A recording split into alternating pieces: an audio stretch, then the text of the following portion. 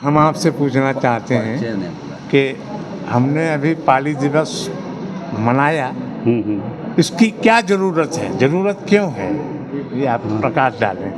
कृपया अपना परिचय भी देंगे सर। अपना परिचय भी दीजिए साहब। मैं प्रोफेसर विमलेंद्र कुमार, काशी हिंदू विश्वविद्यालय के पाली एवं बौद्ध अध्ययन विभाग में प्रोफेसर के रूप में कार्यरत हूँ।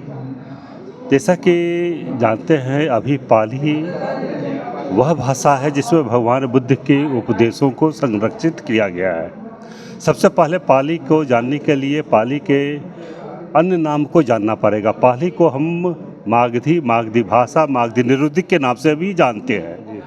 मागधी वह भाषा है जिसमें भगवान बुद्ध ने उपदेश दिया, और पाली वह भाषा है जिसमें भगवान बुद्ध के उपदेशों को संकलित किया गया। और वह भाषा, जैसा कि हम लोग जानते हैं कि अभी भारत सरकार के द्वारा 3 अक्टूबर 2024 को अभिजात क्लासिकल लैंग्वेज के रूप में एक तरह से घोषणा की गई। अब ये भगवान बुद्ध के उपदेशों को जन जागरण में लाने के लिए एक मुहिम छोड़ा गया, और पाली सोसाइटी ऑफ इंडिया के द्वारा पहले से ही 16 वर्ष पहले से यह कार्य चल रहा है कि कैसे जनमानस में पाली, जिसमें भगवान बुद्ध के उपदेशों को संरक्षित किया गया है, वह किया जाए। पाली के भाषा के नाम पर यदि आप देखते हैं कि पाली वह भाषा है जिसमें भगवान बुद्ध के उपदेशों को रखा गया।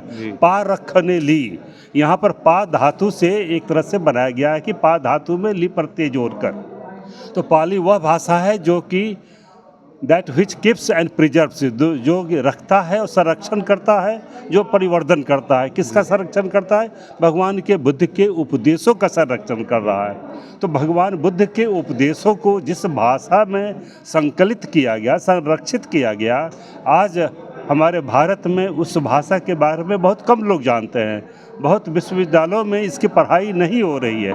बहुत लोग पाली भाषा से अनभिज्ञ हैं। इस भाषा को जनमानस में दूर दूर तक पहुंचाने के लिए यह बार बार एक आयोजन किया जा रहा है कि किस प्रकार से जनमानस में यह बात जाए कि यह पाली भाषा में भगवान बुद्ध के उपदेशों को संरक्षित किया गया, और किस प्रकार से भगवान बुद्ध के उपदेश आज के समय में हमारे लिए मानक है। किस प्रकार से भगवान बुद्ध के उपदेशों को आज के समय में हम वो अपना सकते हैं, जनजीवन में हम उसको अपने धारण कर सकते हैं। किस प्रकार से हमारे पाली में भगवान बुद्ध के उपदेशों को, जो 4 आर सत्य है, प्रतिसमुत्पाद है, कर्म पुनर्जन्म का सिद्धांत है, ब्रह्म विहार का, कैसे हम उसको अपने जीवन में लागू कर सकते हैं, कैसे अपना सकते हैं, कैसे हम शांति उत्पन्न कर सकते हैं। आज भी वही समस्याएं हैं जो भगवान बुद्ध के समय में 6वीं शताब्दी ईसा पूर्व में थी। आज भी भगवान बुद्ध के उपदेशों को हम अपने जनजीवन में अपना कर उन समस्याओं को हम दूर कर सकते हैं। जो समस्या आज भी है उसको कैसे हम सद्भाव के द्वारा, मैत्री, करुणा, मुदिता, उपेक्षा के द्वारा हम जनमानस में शांति का भाव ला सकते हैं।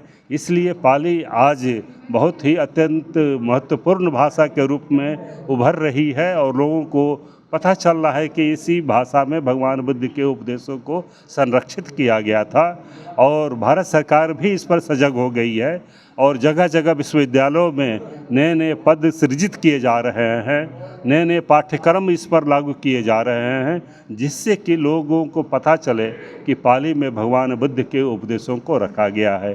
पाली सोसाइटी ऑफ इंडिया भी इसी पर सजग है, और जगह जगह जो भगवान बुद्ध के 45 वर्षों में जन मानस में जिन्होंने उपदेश दिया, उस जगहों पर जाकर उस पुनर्निर्माण के रूप में एक तरह से जागरण करने के लिए इस भाषा का उपयोग किया जा रहा है, और इसकी आवश्यकता भी है। धन्यवाद। धन्यवाद।